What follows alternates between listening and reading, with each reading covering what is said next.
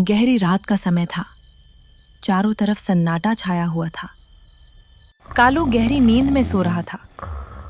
तभी अचानक उसकी आंख खुल गई। उसने देखा कि करनी चुपचाप घर से बाहर जा रही है। कालू के मन में शक पैदा हो गया। ये करनी इतनी काली रात में बाहर क्या करने जा रही है? कालू घर से बाहर दूरी पर छुपकर करनी का पीछा करता है। कालू मन ही मन घबराते हुए सोचता है, ये कुछ ठीक नहीं लग रहा। मुझे देखना होगा, आखिर ये कर क्या रही है। करनी श्मशान घाट पर पहुंचकर अचानक अपना रूप बदलने लगती है। उसकी आंखें लाल चमकने लगती हैं, चेहरा डरावना हो जाता है और देखते ही देखते वो एक खौफनाक चुड़ैल में बदल जाती है। ये सब देखकर कालू बुरी तरह डर जाता है और मन ही मन सोचता है, मेरी पत्नी एक चुड़ैल है।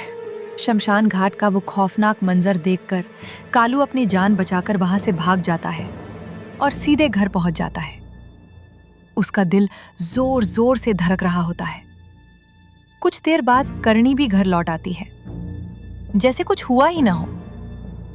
कालू डरते डरते हिम्मत जुटाता है और कांपती आवाज में कहता है, मुझे सब पता चल गया है। तुम इंसान नहीं, एक चुड़ैल हो। ये सुनते ही करनी का चेहरा गुस्से से बदल जाता है। उसकी आंखें खौफनाक हो उठती हैं और वो भारी आवाज में कहती है, तो तुम्हें सब पता चल गया? अब मैं तुम्हें नहीं छोड़ूंगी। इतना कहते ही करनी अपनी काली शक्तियों का इस्तेमाल करती है और कालू को एक कुत्ते में बदल देती है। फिर ठंडी आवाज में कहती है, अब पूरी जिंदगी तुम्हें कुत्ता बनकर ही जीना होगा। बेचारा कालू कुत्ते के रूप में सड़कों पर भटकता रहता है। लोग उसे मारने के लिए दौड़ते हैं। तभी एक लड़की वहां आती है, कनिका। वो कालू को बचा लेती है और उसे अपने साथ अपने घर ले जाती है। कनिका प्यार से उसके सिर पर हाथ फेरती है और कहती है, मुझे पता है तुम कुत्ता नहीं, एक इंसान हो। फिर अपनी जादुई शक्ति से वो कालू को वापस इंसान बना देती है। कालू खुश हो जाता है और उसे अपनी पूरी कहानी सुनाता है। कनिका सब ध्यान से सुनती है, फिर उसे एक गिलास में जादुई पानी देती है और कहती है, इसे करनी पर छिड़क देना, सब ठीक हो जाएगा। कालू डरते डरते फिर से अपने घर जाता है, जहां करनी उसे देखकर गुस्से से भड़क उठती है। लेकिन इस बार कालू हिम्मत नहीं हारता और उस पर वो जादुई पानी छिड़क देता है। अचानक करनी जोर जोर से चीखने लगती है। उसका शरीर कांपने लगता है और देखते ही देखते वो एक काले कौवे में बदल जाती है।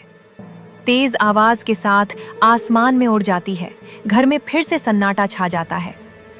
सब कुछ खत्म हो चुका होता है। कालू राहत की सांस लेता है।